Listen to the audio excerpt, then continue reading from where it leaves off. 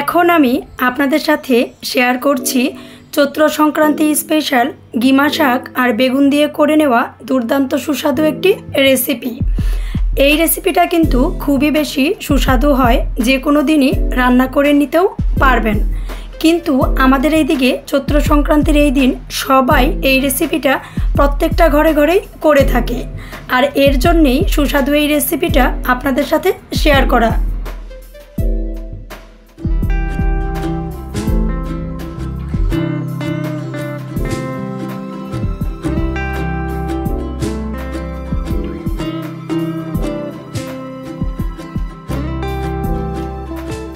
বেগুন দিয়ে গিমা শাকের এই রেসিপিটা করে নেওয়ার জন্যে প্যান গরম হয়ে গেলে দিয়ে নিচ্ছি বেশ অনেকটা সরিষার তেল।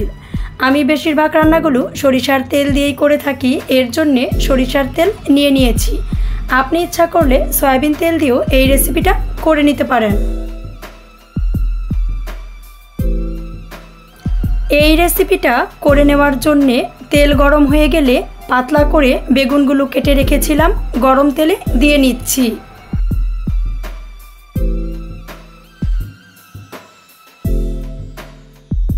টেস্ট অনুযায়ী দিয়ে নিয়েছি লবণ দিয়ে মিডিয়াম লো আঁচে রেখে বেগুনগুলো বেশ কিছুটা টাইম খুব ভালো করে ভেজে নিচ্ছি।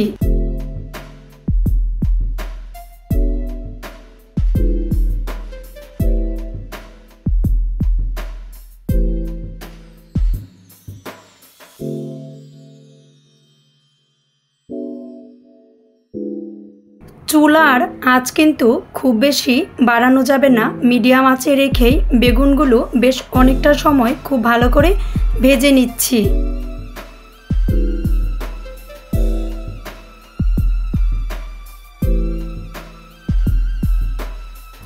বেশ অনেকটা সময় বেগুনগুলো খুব ভালো করে ভেজে নেওয়ার পর অল্প পরিমাণে দিয়ে দিচ্ছি হলুদের গুঁড়া।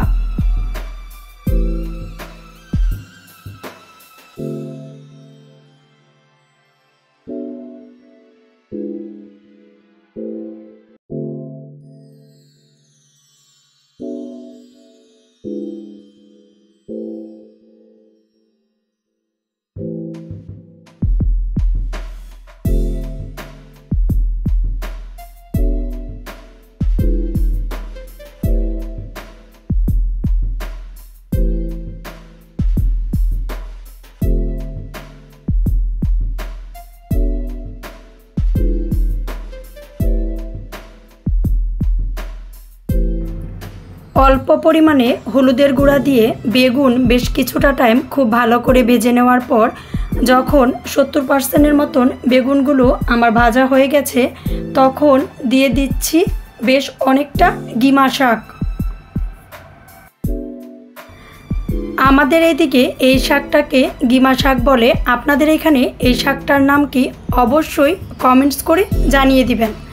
এই শাকটা একটু তিতা স্বাদের হয়, কিন্তু খেতে কিন্তু খুবই টেস্টি হয়, আর বেগুন দিয়ে করে নিলে কিন্তু খেতে খুবই বেশি সুস্বাদু।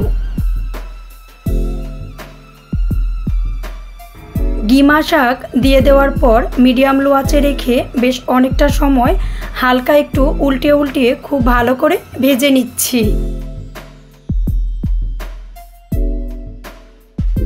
বেশ অনেকটা সময় নিয়ে খুব ভালো করে ভেজে নিতে যখন শাকগুলো খুব ভালো করে ভেজে নেওয়া হয়ে যাবে এবং বেগুনের সাথে খুব ভালো করে মিশিয়ে নেওয়া হয়ে যাবে, তখন আমরা চুলা বন্ধ করে এগুলো নামিয়ে নিচ্ছি।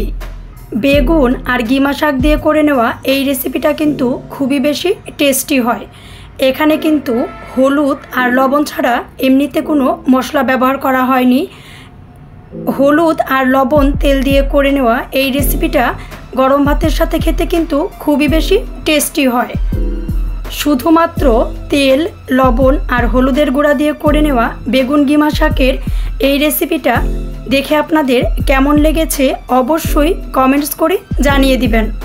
সম্ভব হলে একবার রেসিপিটা করে নিয়ে খেয়ে দেখবেন, এটা কিন্তু খুবই বেশি টেস্টি হয়।